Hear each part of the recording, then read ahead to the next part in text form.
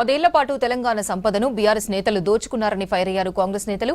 ఫోన్లు ట్యాపింగ్ చేసి అధికారులను బెదిరించి వాళ్లతో తప్పుడు పనులు చేయించారని మండిపడ్డారు విప్ బీర్లా ఎలయ్య. అద్దంకి ముందుగా ఎమ్మెల్సీ కవిత ప్రశ్నలకు సమాధానమివ్వాలన్నారు. సిట్ విచారణకు వెళ్తూ హరీష్ ఎందుకంత షో చేస్తున్నారని విమర్శించారు. ఎమ్మెల్సీ బల్మూరి వెంకట్ ఫ్యామిలీ మెంబర్ల ఫోన్లను ట్యాపింగ్ చేశారని కవిత చెప్పారని తెలిపారు. తప్పులు చేయనప్పుడు ఎందుకు భయమని ప్రశ్నించారు బల్మూరి. ఫోన్ ట్యాపింగ్ కేసులో విచారణకు హాజరైంది మర్చిపోయి నేనేదో పోరాట యోధుడిని, నేను పొట్లాడి తెచ్చిన తెలంగాణ అని చెప్పి ఏదో విర్రవీగి మాట్లాడుతున్నాడు. మరి గత 10 ఏళ్లుగా ఎంతోమంది మీద అక్రమ కేసులు పెట్టి ఇలా అధికారాన్ని దుర్వినియోగం చేసిన మీరు ఇలా సిట్లో ఫోన్ ట్యాపింగ్లో విచారణకు హాజరవుతుంటే ఏదో నేను ఘనకార్యం చేసిన అని చెప్పి ఇలా మాట్లాడుతున్నావు. మరి మీ ఎమ్మెల్సీ కవిత గారే ఎంతోమంది ముఖ్యులై ఫోన్ ట్యాపింగ్లు అయినాయి, మరి ఇంటర్వ్యూడే ఫోన్ ట్యాపింగ్ చేసిందని చెప్పి మీ ఎమ్మెల్సీ కవిత మాట్లాడితే దానికి సమాధానం చెప్పలేని దద్దమ్మ హరీష్ రావు ఇవాళ మా గౌరవ ముఖ్యమంత్రి మీద అవాక్కులు చవాక్కులు పేరుతున్నాడు. మీ 10 ఏళ్ల పాలనలో మీ స్కాములు, మీ కాళేశ్వరం దోపిడీ, మీ మిషన్ భగీరథ దోపిడీ ఎక్కడ చూసినా 10 సంవత్సరాలు తెలంగాణను దోపిడీ చేసి ఉద్యమకారుల మీద, ఇలా పోరాటం చేసిన వాళ్ళ మీద, ప్రశ్నించే వాళ్ళ మీద, అప్పుడున్నటువంటి పిసిసి హోదాలో మా గౌరవ ముఖ్యమంత్రి రేవంత్ రెడ్డి గారి మీద ఎన్నో కేసులు పెట్టి ఇలా అనగదొక్కాలని చూసిర్రు. కానీ తెలంగాణ ప్రజలు మిమ్మలను, మీరు చేసిన అప్పులు, మీరు చేసిన తప్పులు గమనించే మిమ్మల్ని ఫామ్ హౌస్కు పంపి ఇలా మా గౌరవ ముఖ్యమంత్రి ప్రజాపాలన ద్వారా ప్రజలకు ఫలాలు అందిస్తుంటే ఓర్వలేక ఇలా మీరు సర్పంచ్ ఎలక్షన్లో ఓడిపోయినారు, ఇలా 2 జూబ్లీహిల్స్ కంటోన్మెంట్లో ఓడిపోయినారు, పార్లమెంట్లో 0 వచ్చింది.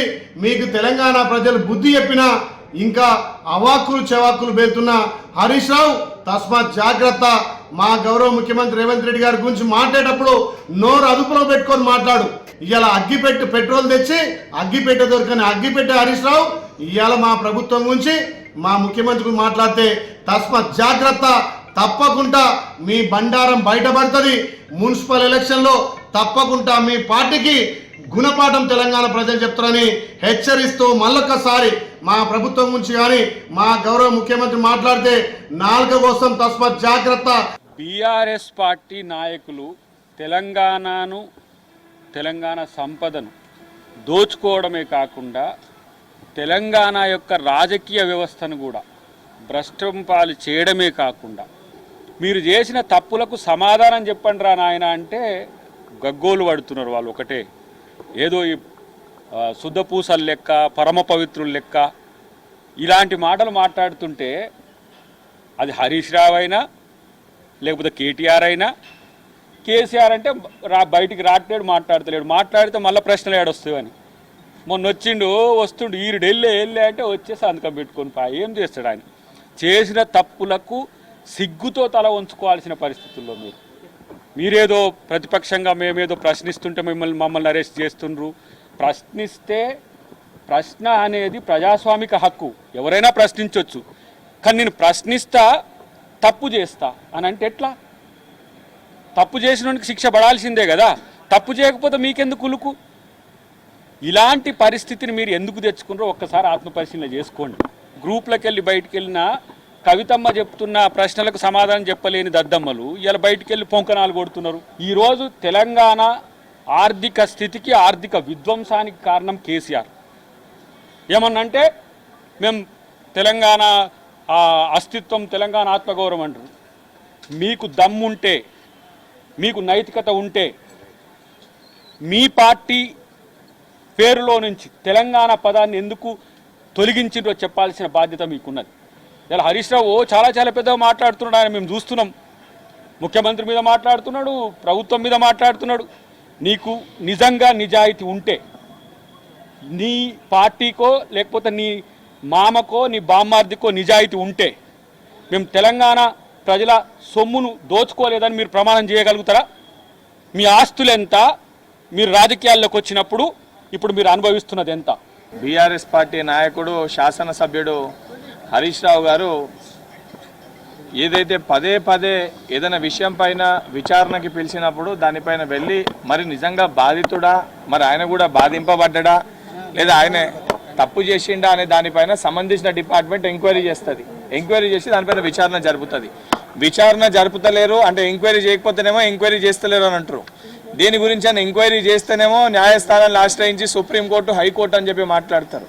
సరైన పద్ధతిలో ప్రొసీజర్ ప్రకారంగా, సిస్టమ్ ప్రకారంగా వ్యవస్థ తన పని తాను చేస్తుంటే ఈ షో ఆఫ్లు ఎందుకు, ఈ నాటకాలు ఎందుకు? నిజంగా మీకు ఏదైతే చిత్తశుద్ధి ఉందో, నిజంగా మీరు తప్పు చేయకపోతే దానికి సంబంధించిన ఎంక్వైరీలో తేలుతుంది. న్యాయస్థానాలు కూడా దానికి సరైన తీర్పు అదే రకంగా ఇస్తాయి. మీరు ఏదైతే అరాచకాలు చేసినట్టు, మీరు అధికారంలో ఉన్నప్పుడు మాసొంటి వ్యక్తులపైన అడ్డగోలుగా అక్రమ కేసులు బనాయించి భౌతిక దాడులకి పాల్పడి మా పైన దాడులు చేసి ఆఖరికి ఆ రోజు నేను సిద్దిపేట మీ యొక్క కాన్స్టిట్యున్సీలో ఒక హాస్టల్కి సంబంధించి ఫుడ్ పాయిజన్ అయిందని ఇన్సిడెంట్కి నేను సిద్దిపేటకు వచ్చే ప్రయత్నం చేస్తే సిద్దిపేట శివార్లో నా పైన దాడి చేసి ఏసీపీ అధికారులతో నా మెడల పైన కొట్టి నా తలపైన దాడి చేస్తే నాకు ఫిట్స్ అటాక్ వచ్చి నేను ఆ రోజు యశోద హాస్పిటల్లో అడ్మిట్ అయినా. మరి ఇంత నీచానికి దిగజారిన మీరు ఈరోజు సిస్టమ్ గురించి మాట్లాడితే చాలా హాస్యాస్పదంగా ఉంది. ఇప్పటికన్నా ఫోన్ ట్యాపింగ్ వ్యవహారంలో అనేక మంది ఇబ్బందులు పడ్డ మాట వాస్తవము, అనేక మంది ఫోన్ ట్యాపింగ్లు చేసిరనేది వాస్తవము. దీనిపైన స్వయాన మీ మర్దలు గారు బయటకు వచ్చి తన ఫోన్ కూడా ట్యాప్ చేసిరని చెప్పి మాట్లాడింది. ఇప్పుడు ఆ ఇన్వెస్టిగేషన్లో భాగంగా మరి నువ్వు బాధితునివా, బాధించినవా, దానికి సంబంధించి ఎంక్వైరీకి ఏదైతే నేను పిలిచి దానికి చేయడం జరిగింది. ఇన్వెస్టిగేషన్ చేస్తుర్రు. నన్ను కూడా ఇన్వెస్టిగేషన్లో భాగంగా నన్ను కూడా పిలిచి నన్ను కూడా ఎంక్వైరీ చేసిర్రు. కానీ ఈరోజు ఇన్వెస్టిగేషన్ జరిగితే అది ఏ విషయం పైన ఒకవైపు మీడియాలోకి వచ్చి ఇన్వెస్టిగేషన్కి నేను సిద్ధమని చెప్తూనే మరొక వైపు న్యాయస్థానాల్ని ఆశ్రయించి ఇన్వెస్టిగేషన్కి సహకరించక ఒక డ్రామాలు, ఒక నాటకాలు, ఒక షో ఆఫ్ హరీష్ రావు గారు ఆడుతుర్రు.